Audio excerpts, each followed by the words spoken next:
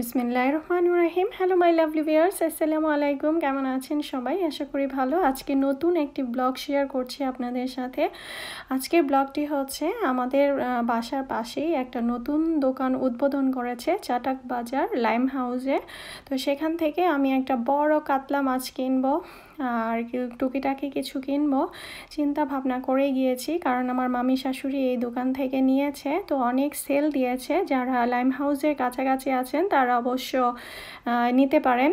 আমি গত রবিবারে গিয়ে এগুলো নিয়ে এসেছি কিনে। মাছগুলো অনেক ফ্রেশ আর খুবই ভালো, আমার কাছে খুবই ভালো লেগেছে। আর ছোট মাছগুলো তেমন একটা বেশি আমার কাছে ভালো লাগে নাই, তবে দোকানটা ঘুরে ঘুরে আপনাদেরকে দেখাচ্ছি। নতুন দোকান, ভালো ফ্রেশ মাছ রেখেছে তারা।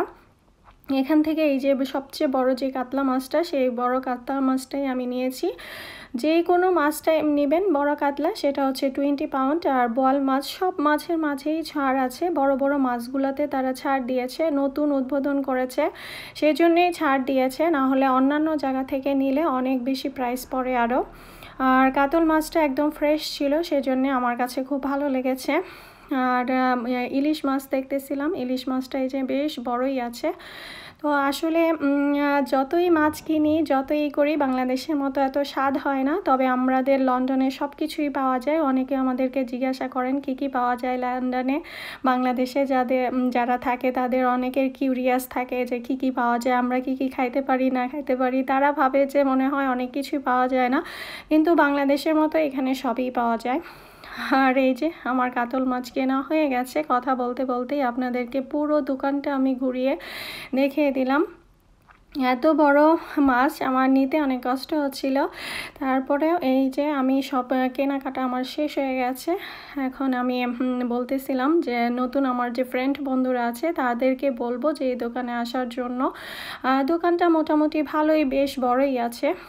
তারা সাজিয়েছে খুব ভালো করেই। আর কথা বলেও তাদের সাথে অনেক ভালো লাগলো।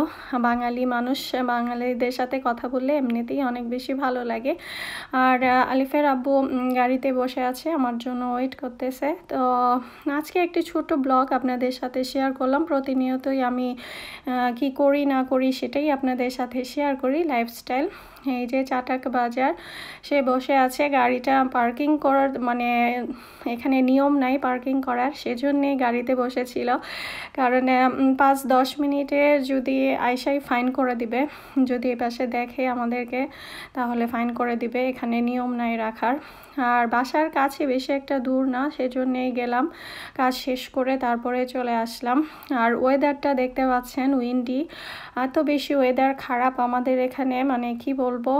অনেকে জিজ্ঞাসা করে শীত পড়ছে নাকি, আমি বলি শীতে কম্বলের ভেতরে ঢুকেই থাকি সব সময়।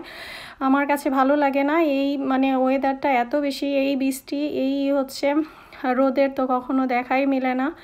আর গাছের পাতাগুলো দেখেন, এখন সব পাতা ঝরে যাচ্ছে, এখন ডালগুলো দাঁড়িয়ে থাকবে। আর এটা হচ্ছে আমাদের বাসার এরিয়া, কাছাকাছি চলে এসেছি। আজকে এই যে মাছ কিনলাম, নতুন একটা দোকান শোরুম উদ্বোধন হলো, সেখান থেকে নিয়ে আসলাম। আর ফ্রেশ ছিল মাছটা, সেই জন্যই আপনাদের সাথেও আরও ব্লগটা শেয়ার করলাম। যারা লাইম হাউসের কাছাকাছি আছেন তারা এই চাটাক বাজার থেকে মানে মাছ কিনে নিয়ে আসতে পারেন। আমার মামি শাশুড়ি নিয়ে এসেছে, তারও খুব ভালো লেগেছে। সে আরেকটা নিয়ে আসবে বলল, বড় কাতল।